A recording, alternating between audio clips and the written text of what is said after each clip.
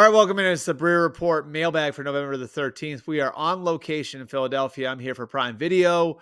The big Thursday night game tomorrow. Excited to be there between the 7-2 Eagles and the 7-3 Commanders. And we are here now to answer all of your questions. As always, we've got answers, more context, more questions answered for you on the mmqb.com.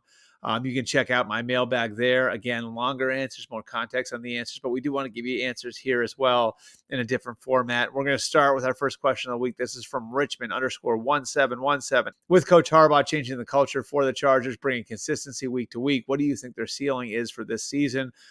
Well, Richmond, when I answered this question, I went and looked back at the Chargers schedule. I look at where they're at, and I really see only two games where it's like, yeah, they probably won't win that one, right? Like, and I'm sure this could go up in a bulletin board in LA right now, but the game they play at Arrowhead and then the game they'll play against Jim Harbaugh's brother, John, and the Ravens on Thanksgiving week on that Monday night. Other than those two, the Ravens and Chiefs, like you could see a very real path to 5-2 the rest of the year already. They're 6-3. So I'm going to put their ceiling right there at 11 wins, where maybe they steal one of those, maybe they lose one, but I think 11-6 would be the ceiling right now. I think they're solidly a 9-win team. And to me, they've exceeded expectations. I thought coming into the year, they'd be very competitive. I thought they'd be right around 9 wins.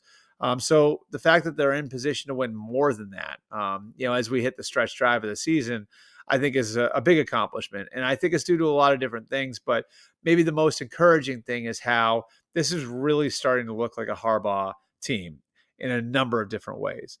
Number one, defensively, they've been fantastic. Maybe the best defense in the league. And they're getting the most out of your Khalil Max, your Joey Bosa's, your Derwin James. They're playing really good team defense. And they've got a guy at the controls that they really feel like they can trust. And this is one thing I think underrated about Jim Harbaugh that he's done over the years is identifying and finding the best guy to run his defense, right? So at Stanford and then in San Francisco, it was Vic Fangio. At Michigan over the years, we saw him bring in Don Brown after losing DJ Durkin. Durkin did a good job there his first year. Brown was a really high-level coordinator. When he needed to be replaced, they went and got Mike McDonald from the Ravens. They lose McDonald after a year. When he goes back to Baltimore, they replace him with Jesse Minter, who's now the DC with the Chargers. Just a really good defensive coordinator, really good players on that side of the ball. So stout defense is the first element. The second element, of course, is the run game. Behind J.K. Dobbins, they've really built an identity there through the run game. I remember Jim Harbaugh saying on draft day, people were asking him about adding weapons. He said he viewed Joe Alt as a weapon. He sees offensive linemen as weapons. We're seeing that ethos again in the offense, in the foundation. Now, they're not maybe where they would like to be from a run game standpoint, if you look at where they were in San Francisco and at Michigan and at Stanford over the years, but they're certainly getting there. And so they have that foundation on offense and good defense, good offensive line, good run game. That's a fundamentally sound team, which I think is the overarching thing here, a good blocking and tackling team, which brings us to the third element, which is when you are those things, you don't need the quarterback to be Superman. And the third element is they have Justin Herbert playing a different type of game where he doesn't need to carry the team on a down-to-down basis. And they are looking at him and saying, okay, like we're going to do for you what we did for Alex Smith in San Francisco when we took the weight of the world off of his shoulders as a former first overall pick. And we're going to put him in a position to go out there and pick his spots and play a smart game and win as the guy carrying the offense in spots, but not all the time. So I really love where Harbaugh has the Chargers right now. I think they're set up to win for the foreseeable future with Harbaugh as the coach. And the 6-3 start to me is just the start of what they're building there in Los Angeles. Question number 2 is from John Winger. It's at John Winger 98524. His question: what are the scouts saying about the 2024 quarterback draft class halfway through the season? Has May passed Caleb? Is Bo Nix a legit guy at QB, or is he Mac Jones? Let's start with the first piece of this. And that's the first 3 picks. That's Caleb Williams in Chicago. That's Jaden Daniels in Washington. That's Drake May in New England. All 3 of those guys, I think, have lived up to expectations. Has it been perfect? No. Has Jaden Daniels been ahead of the other 2? Yes. But I think, if you're talking about like what you thought they were going to be, all 3 of those guys are at least at the level that you thought they'd probably be at as rookies if they developed into what everybody thought they would be, which I think basically underscores the fact that if any of these 3 guys were available in 2025, like going into the Carson Beck, Shedeur Sanders, Cam Ward, Quinn Ewers draft class, like any of these three guys would be the number one overall pick. And I don't think there'd be much argument over it. So I think May would be the first pick this year. I think Jaden would be the first pick this year. I think Caleb would be the first pick this year. Now, if you had to redraft them, is there a chance that Jaden would go first?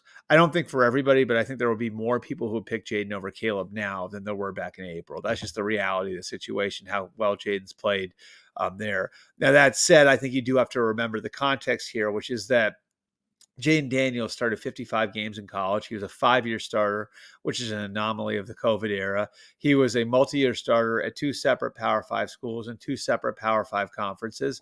And so in a lot of ways, like the fact that Jaden Daniels has played better out of the box than anybody else should have been expected. Caleb is going to be an interesting case study going forward. They obviously move on from their offensive coordinator, Shane Waldron. They'll go to Thomas Brown now. There could be more changes coming after the year. And so you're sort of throwing his career in a blender a little bit. This is a critical point for Caleb Williams and his growth. I really liked where he was coming out of that Washington game, because even though they got beat on the Hail Mary, like he showed an ability to compartmentalize struggles within a game. So the first 3 quarters, he did not play well and lead them back at the end. And it wasn't his fault they gave up the Hail Mary at the end. He played well at the end of that game. So I actually liked where he was coming out of that. And then the last 2 weeks, it hasn't looked good at all. And so how much of that's the scheme, how much of that's the coaching, how much of that's Caleb himself, we'll see. Obviously, there's some big picture questions to answer here. And I think there are going to be some things to watch, like how much do they have him playing off of deep drops, which they had last week a couple times with the backup tackles, and it didn't work. How much do they put in elements where they're moving him around, where, yes, it makes it easier on him, but you're sort of taking away his playmaking ability, which I think was one of the things that was going wrong with them over the last couple of weeks. It's like you get him on the move and you get him on the edge and you're putting him out there. And yeah, maybe you're making things a little bit easier on him from a read standpoint, but you're taking away his ability to make plays. All of those things I think are in play. Drake May, again, since he's been in there, has looked really good. He's progressing, I think, week over week. Still has a ways to go, but he was seen as the most raw of these three. So I'd say all three of these guys are in a good spot going forward, and the teams feel good about them, are going to feel good about them going into 2025. As for Bo Nix, there was a play in that Chiefs game where I really thought, this is the guy. This is the guy right now that they were hoping they would get. It was the very end of the game. It was 3rd and 6. And if he doesn't pick up that first down, it's a long field goal for Will Lutz, and the Chiefs are getting the ball back with almost 2 minutes left. And on that play, they got beat off the edge. They had a tight end blocking George Karlaftis. Karlaftis, beats the tight end off the line. It was Adam Troutman, I believe, and gets in the backfield. And Bo Nix needs to move up in the pocket, needs to keep his eyes downfield, and needs to deliver a ball over linebackers that had dropped off and simulated pressure. And he does all of those things and puts the Broncos in position to run the clock down and put Will Lutz in position to kick the game-winning field goal with no time left, which obviously didn't work out, but it was like a little thing that I saw from Bo Nix that shows that he's making progress. Is his ceiling as high as the other three? I don't think so. I know some people in Denver would argue with me on that, but certainly some good signs. And this looks like a really good quarterback class in general through the first 10 weeks of their rookie year. And our third question comes from Adam. That's at AP Martinez 19.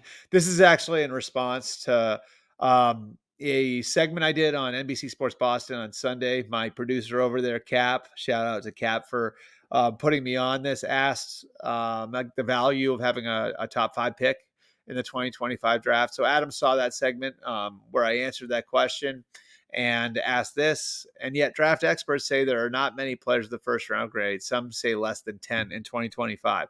So would it not be better to at least get one of those players with your first round pick? Adam, I think it's a good point. The first round isn't very strong this year. The quarterback class has not stepped up. And I'm going to be interested to see the way this evolves, because you would hope that somebody would step forward the way that, say, Jaden Daniels did last year. I'm not sure that's happened. Shedeur Sanders has played well. There are questions about his ceiling as a quarterback. And like all the stuff that's happened at Colorado, he's going to have to answer for that. Now, whether that's fair or not, it's going to be a question going into the draft cycle. Carson Beck has not played well at all. Has not justified where he was projected to go before the year. Quinn Ewers, is he more than average physically? For a guy who was a super recruit, I don't know that we've seen that. And so like, that's a question he's going to have to answer through the pre-draft process. And obviously with Texas playing on big stages, he can answer some of those questions on his own in the coming weeks. Cam Ward, I don't see it personally based on the way he was looked at before the year. The reason he stayed in college was because his draft grade wasn't very good. And so is he seen as a first round pick? He might get there. We'll see. I'm a little skeptical on that one. So you have a quarterback class that is not near what last year's class was. And collectively, doesn't mean one of those guys can't step forward, but collectively it's not. And then if you go beyond that, like some of the high level names, Teteroa McMillan's an interesting one from Arizona. He has a chance.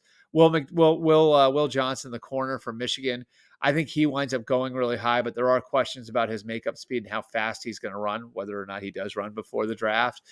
And then you move down the line, Will Campbell, the left tackle from LSU, who's been projected to go very high because of his length. There's questions about what he might be. And some of his tape, whether or not he's a tackle or a guard at the next level. Kelvin Banks at Texas has not been all that consistent this year. He's talented, but really struggled against Georgia. Travis Hunter, I think, is going to be the most interesting player in the cycle. Obviously, he played a ton of snaps at Colorado, but in all likelihood, he's not going to be playing both ways in the pros. I don't know. That'd be a good business decision for him to play both ways in the pros. So if he's got to be either a corner or a receiver, which is he? And if you have to pick one, is he a top 5 pick type of prospect, top 5 overall pick type of prospect at either of those positions to warrant that high a pick? Lots of questions on these guys. That's the point. I mean, even some of the defensive players like Jalen Walker, I think at Georgia has some potential to be like a Micah Parsons type of prospect. Do teams see him that way? Abdul Carter is just learning to play on the edge more on a full-time basis. Is he big enough to be a 3-down player in the pros? Michael Williams has health questions coming out of Georgia, outrageously talented, but health questions coming out of Georgia. Harold Perkins from LSU, same sort of thing. He'll be coming off of a very serious injury. There's just questions about all of them. So I don't know that the 25 draft is really seen as one where you need to be in the top 5. You need to be in the top 10. And it'll be interesting to see how that plays out, as it always is over the next few months. But early on does not look like a great year in the top 5, in the top 10, or even in the first round in general. That'll do it for our mailbag for November the 13th. We will be back with another Breer Report on Friday morning. Appreciate all you guys coming out. Again, if you want to send video questions in the future, feel free to do that. You can send those over to BreerSImailbag@gmail.com. We'll see you guys Friday.